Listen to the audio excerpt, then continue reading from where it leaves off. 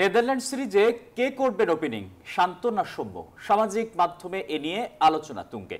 তবে 3 ফরম্যাটের অভিজ্ঞতা থাকার শান্ততেই ভরসা রাখতে চান সাবেক প্রধান নির্বাচক মিনহাজুল আবেদিন নান্নু। তার পরামর্শ, নেদারল্যান্ডসের বিপক্ষে কোনো পরীক্ষা নিরীক্ষা নয়, এখনই তৈরি করতে হবে এশিয়া কাপ আর বিশ্বকাপের সেরা কম্বিনেশন। ওপেনিংয়ে বাংলাদেশের সেরা জুটি তামিম ইকবাল, লিটন দাস।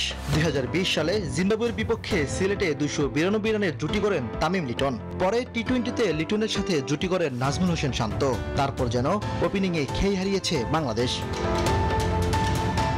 নাজমুল হোসেন শান্ত কদিন আগেও ছিলেন 3 ফরম্যাটের অধিনায়ক, অথচ এখন যেন রাজ্যহারা এক রাজা। টি-20 দলে ফেরার স্বপ্নে ঘাম ঝরাচ্ছেন শান্ত। তবে সাবেক প্রধান নির্বাচক মিনহাজুল আবেদিন নান্নুর চোখে এখনো ভরসার নাম শান্ত। তার বিশ্বাস আবারও ফর্মে ফিরবেন শান্ত। Gold's Gym across 30+ countries with over 700+ locations worldwide. Train anywhere, belong everywhere. শান্তকে অগ্রাধিকার দিলে ভালো হবে, কারণ ওর যথেষ্ট এক্সপিরিয়েন্স আছে এবং ওরা টেস্ট ক্রিকেট খেলছে, ওডিআই খেলছে। তো আমার মনে হয় যে এখানে একটা ট্রাম্প কার্ডের মতো সিলেকশন প্যানেল হয়তো সিদ্ধান্ত নিতে পারে, কারণ সৌম্যও কিন্তু খারাপ চয়েস না। শুধু শান্ত নয়, হারের বৃত্ত থেকে দলকে বের করতে 15 জনের স্কোয়াড বাছাই নিয়েও কথা বলেন সাবেকেই প্রধান নির্বাচক। তার মতে মিরাজ, শরীফুল কিংবা সৌম্য কারা থাকবেন, কারা বাদ পড়বেন, সেই সিদ্ধান্ত বিশ্বকাপের আগেই চূড়ান্ত করা জরুরি।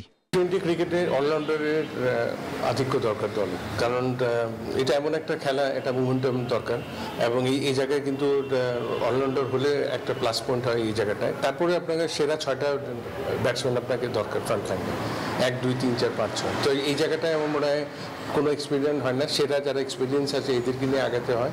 নান্নুর পরামর্শ, পরীক্ষা নিরীক্ষার সময় শেষ, এবার প্রয়োজন জয়ের ধারাবাহিকতা।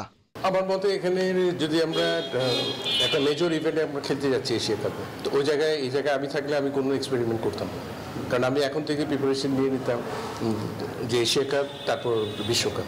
অতীত থেকে শিক্ষা নিয়েই নান্নুর পরামর্শ, দলে অলরাউন্ডার ও স্পেশালিস্ট ওপেনারদের উপর বেশি গুরুত্ব দেওয়া দরকার। ইমরান হোসেন, নিউজ 24, ঢাকা।